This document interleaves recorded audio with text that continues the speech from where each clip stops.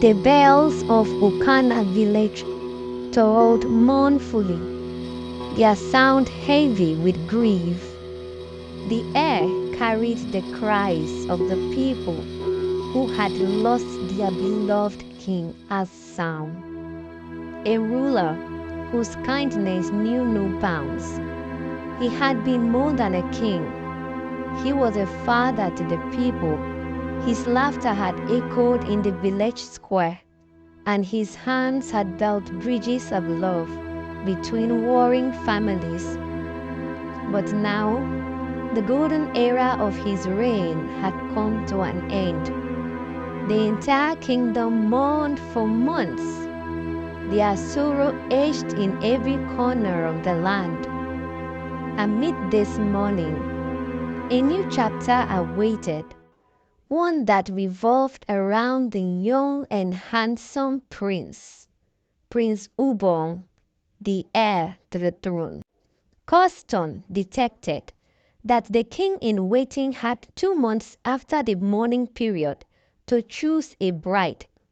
If he failed, the crown would pass to another family. This rule ensured continuity and stability in the kingdom.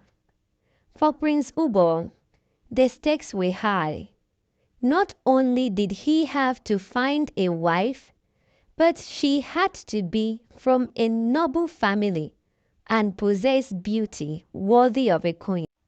The mourning period for King Assam had ended, and the village of Okana eagerly awaited the new chapter in its history.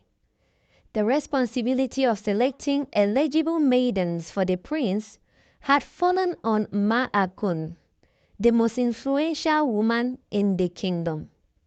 She was renowned for her discernment in matters of culture and beauty, as well as her unwavering loyalty to the late queen.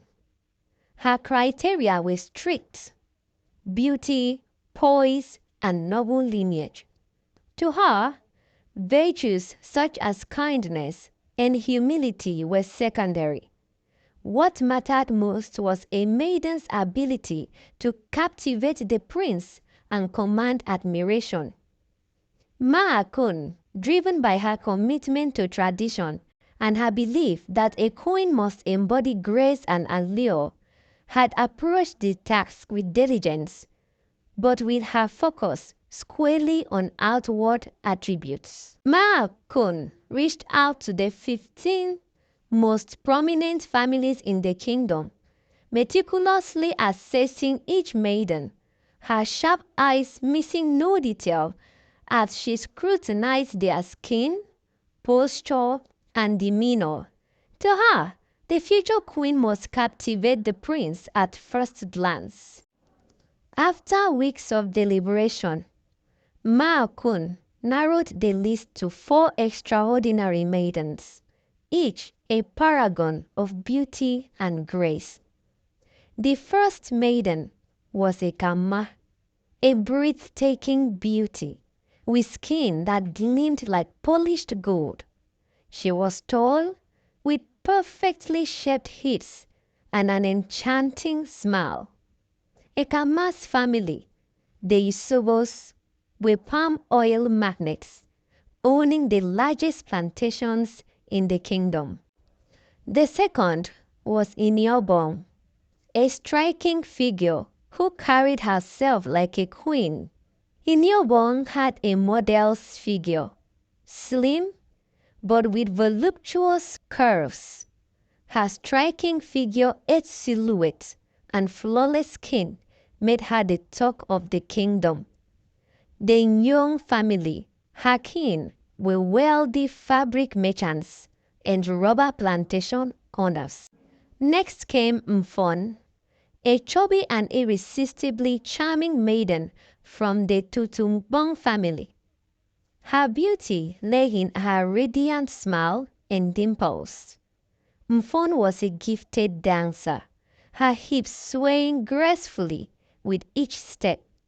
Her family's wealth came from coal mining and their dominance in the fishing industry, making them indispensable to the kingdom. Lastly, Usen, A graceful maiden with a voice so melodious it could charm even the harshest critic. Her slender frame, graceful movements, and melodious singing had made her a favorite at village festivals. Her family, the Equots, were celebrated for their vast farmlands that fed the kingdom. Each maiden moved into the palace, accompanied by her trusted servant, alongside additional palace attendants, provided to cater for their every whim. They were not allowed to lift a finger. Their sole duty was to adorn themselves, exude charm, and catch the prince's eye.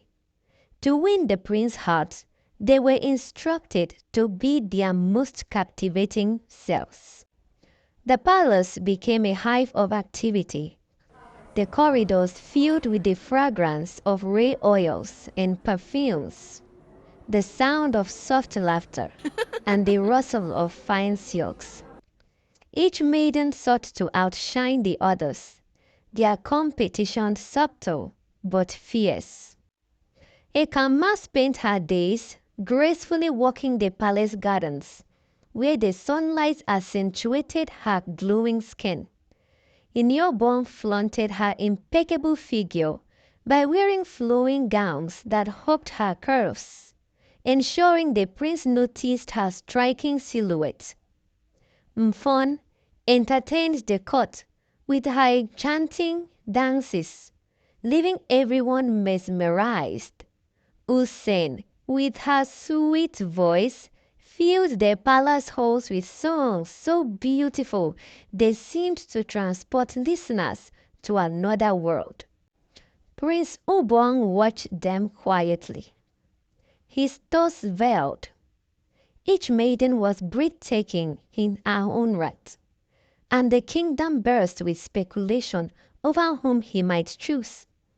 But the prince was a man of depth, shaped by his father's legacy of wisdom. He had learned to look beyond the surface, seeking character and values in a companion who would not only sit beside him on the throne, but also stand with him through the trials of leadership. Though he admired the beauty of the maidens, something felt missing. Ekama's radiance, Inyoborn's grace, Mfon's charm and Hussein's voice were captivating, yet he wondered who among them truly understood the weight of being queen. 2 weeks passed, yet the prince kept his distance, observing the ladies from afar, but finding no connection with any of them. The days in Okana's palace grew heavier with tension as the months progressed. Prince Ubong's silence toward the maidens left them restless. Their initial confidence began to waver, and they grew desperate to gain his attention. To them, the prince's aloofness was a mystery, but to Prince Ubong, the reason was clear.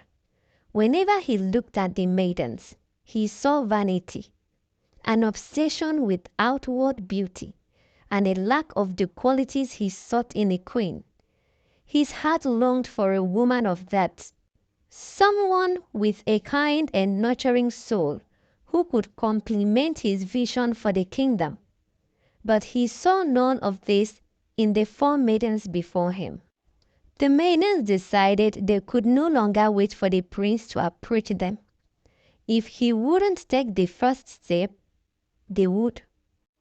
Mfon, ever confident in her charm and talent, decided to captivate the prince with her dancing.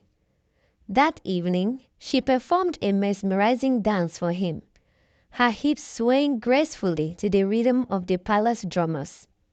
For a moment, the prince appeared entertained, watching with mild interest. But as the performance continued, his mind wandered. He eventually rose from his seat and politely dismissed her, asking to be left alone.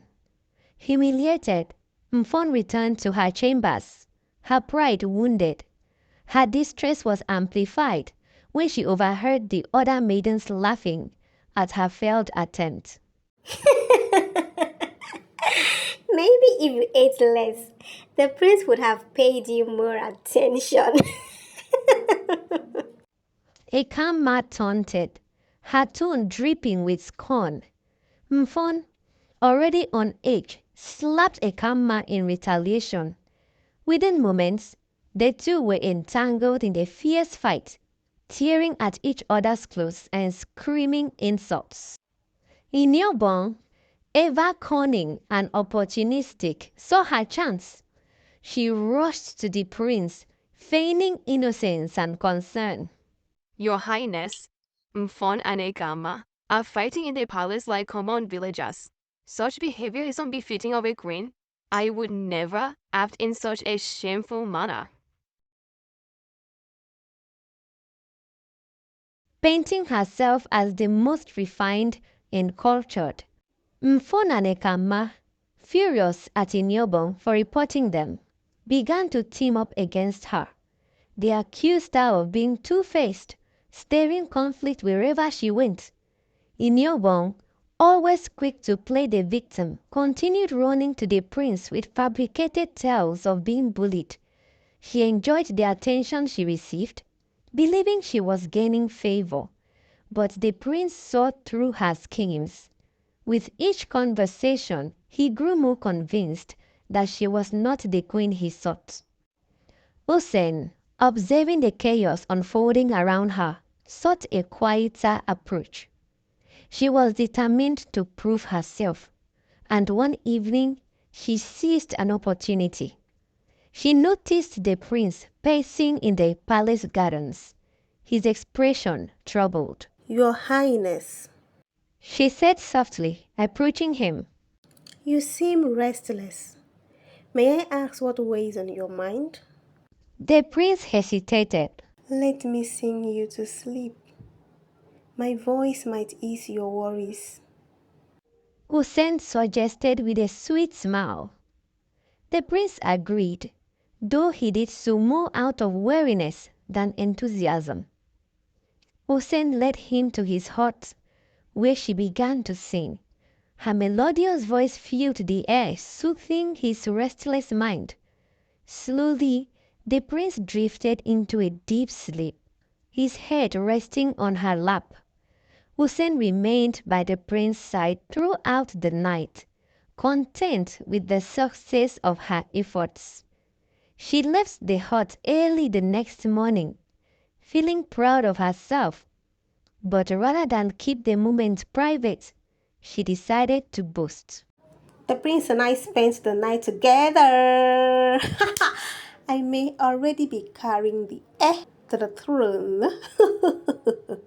She told the other maidens, her voice dripping with triumph. Her words were meant to taunt the others, but they soon spiraled out of control. Palace staff overheard her and began to gossip. Within hours, rumors spread that the prince had chosen Hussein as his queen and that their union had already been consummated. When the gossip reached the prince, he was deeply disappointed and withdrew further from all the maidens. Her actions had not only hurt his trust, but also added to his growing dissatisfaction with the maidens vying for his heart. Feeling suffocated by the walls of the palace and the expectations that hung heavy upon him, Prince Ubon decided to leave the palace unnoticed. Without his guards, he ventured far into the village and eventually found himself by the river bank. Here, the hum of life from the fishermen gradually faded into silence as he wandered to a more secluded area where tall grasses lined the shore. The river's gentle flow mirrored his own restless thoughts, and the soothing wind cooled his frustration. Stripping off his royal garments and leaving them on a bamboo bench nearby, the prince allowed himself to bask in the quietude of the moment. He closed his eyes and let the river's calming whispers envelop him. But then, a melodious sound cut through the silence. A flute, its notes soft and enchanting, floating through the air. The prince sat up. Curious, he followed the tune, pushing his way through the thick grasses. What he saw on the other side of the clearing left him breathless. There by the water stood a maiden, unlike any he had ever seen. She was radiant, her face skin almost glowing in the golden light of the setting sun. Her hair, a cascade of gold, shimmered as it caught the breeze, and her eyes sparkled like the river itself. She held a flute to her lips, playing with an effortless grace that matched her ethereal beauty.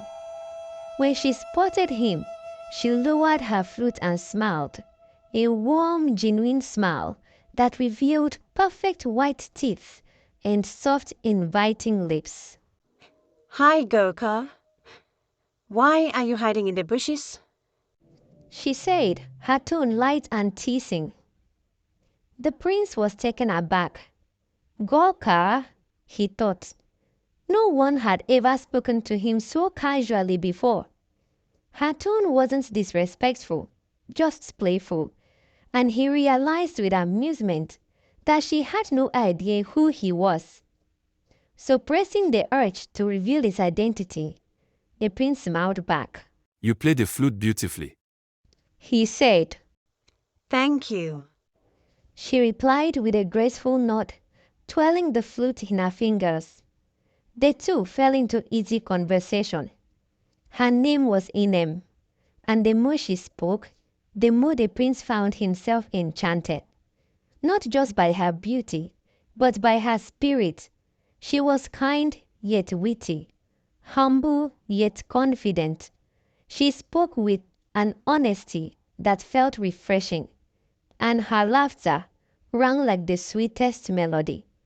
Between their conversations, Inem would occasionally lift her flute to play, and the prince found himself utterly captivated by her, admiring the way she poured her soul into each note.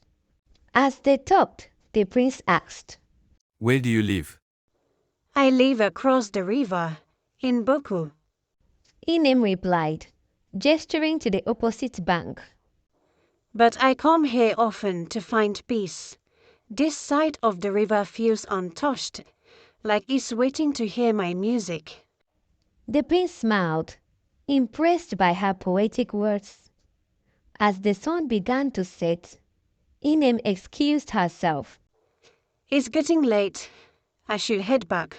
Prince Ubong watched in amazement as she untied a small boat from the bank and climbed in.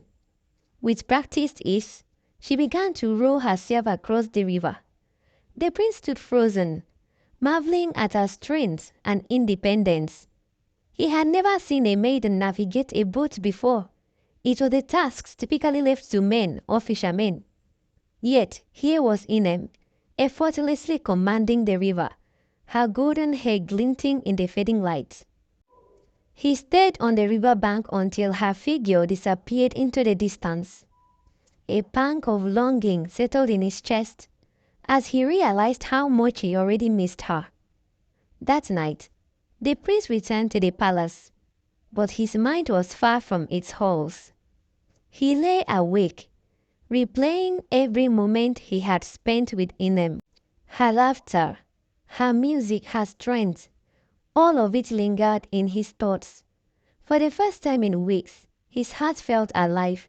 There was something different about Inem, something real and unpretentious.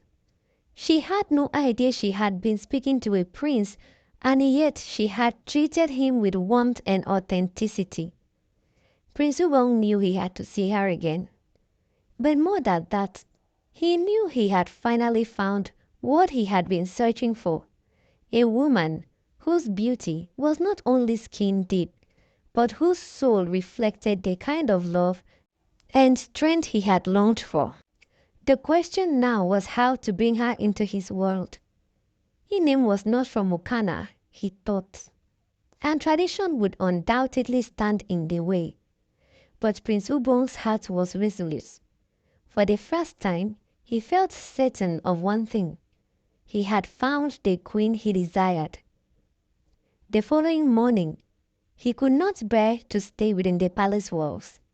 His heart ached with longing, and he hurried out, unaccompanied by his guards, seeking the solace he had found by the river the day before. He arrived at the riverside, his eyes searching the horizon, hoping for a glimpse of Inem. But the familiar sight of her boat and the soft sound of her flute were nowhere to be found. Disappointment gnawed at him.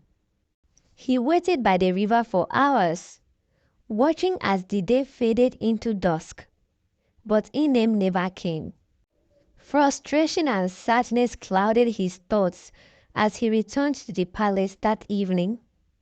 Where could she be? He wondered. Why hadn't she come? The prince found himself growing desperate. The memories of her were like a beautiful dream, but he wanted more. He wanted to be near her, to know her better. But where could he find her if she wasn't by the river? The days went by, and with each visit to the river bank, Inem remained absent. The prince grew more agitated, torn between the need to honor his royal duties and the pull of his heart toward the maiden who had captured it. With just one day left to make his choice, Prince Ubon could stand it no longer. Should he go to Boko and search for his heart-throb?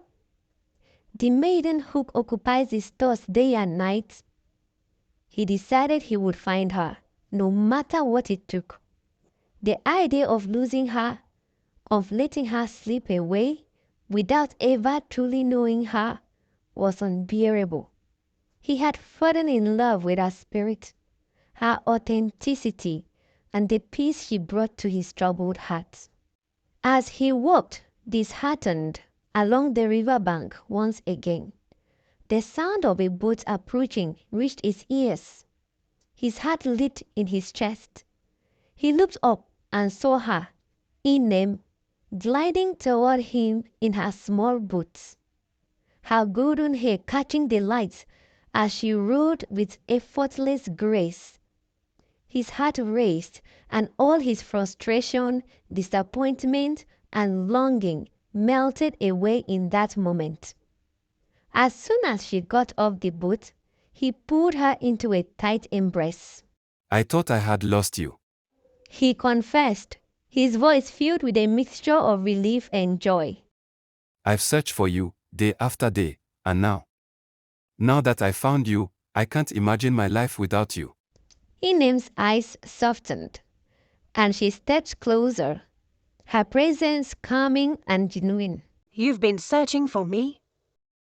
She asked, a trace of surprise in her voice. Inem, He began, his voice thick with emotion. you have no idea how long I've waited here hoping to see you again. You are the one I've been searching for. The one who has brought light into my life. Please come with me to meet my people. Inem hesitated, her heart torn between fear of the unknown and the pull of her feelings for the stranger she had come to care for deeply.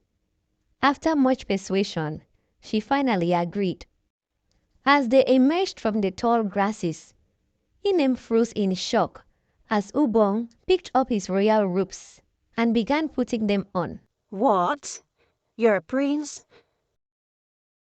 She gasped, staring at him in disbelief. Yes. Ubong said, turning to her with a tender smile. I am Prince, heir to the throne of Yukana Kingdom. I came here seeking peace of mind, but instead I found you.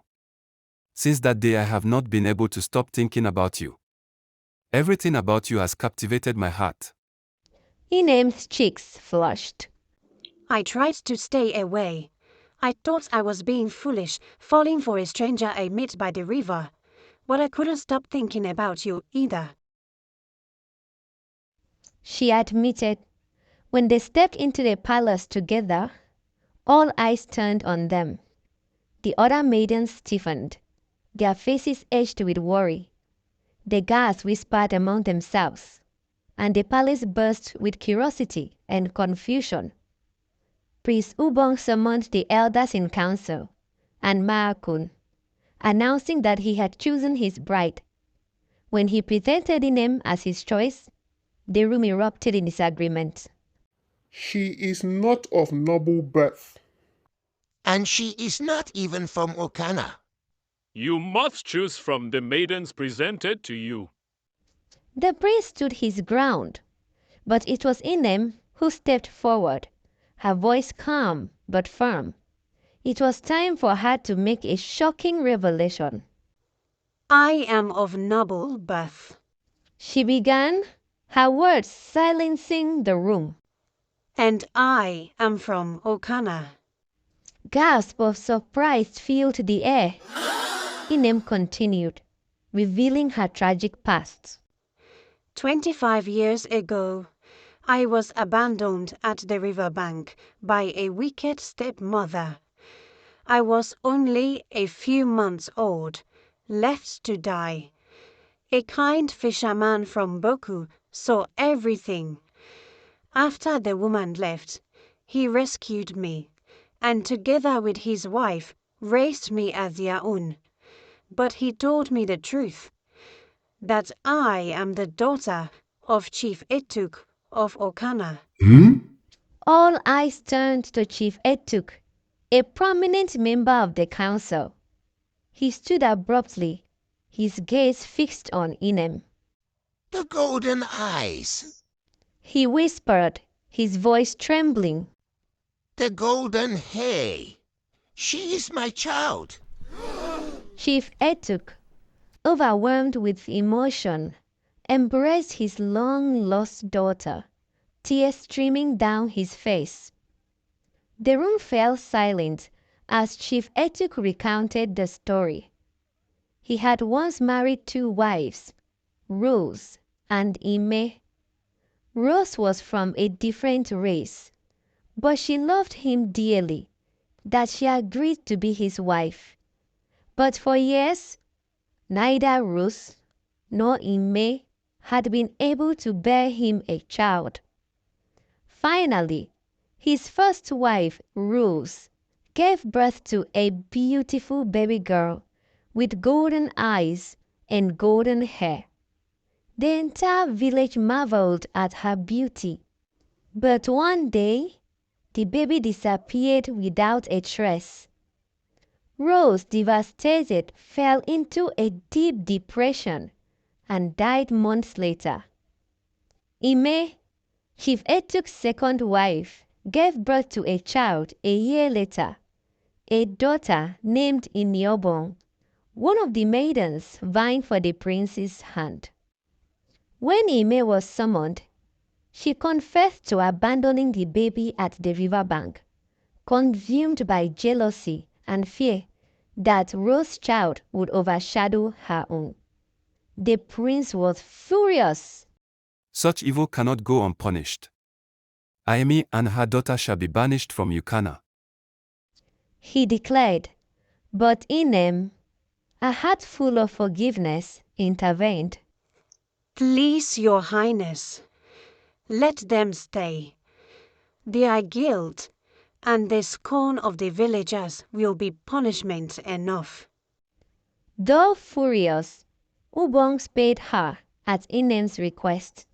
However, they were cast out of the palace and shunned by the villagers, who treated them as outcasts from that day on. The kind fisherman and his wife, who had raised Inem, were invited to the palace and honored for their selflessness. With Inem's lineage confirmed, the council embraced her as the rightful bride of Prince Ubong. And with the council's blessings, preparation for the coronation began.